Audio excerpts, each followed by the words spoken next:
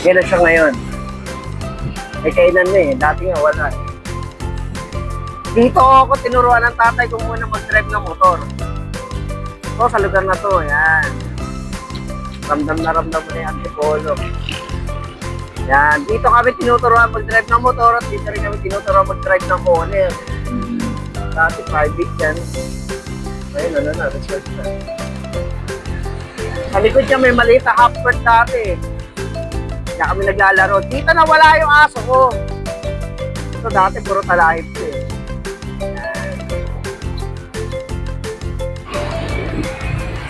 Yan, pinagtitindahan ko rin ng pagkita dyan. Ang daming aso dyan. Tapos ito yung kitikan.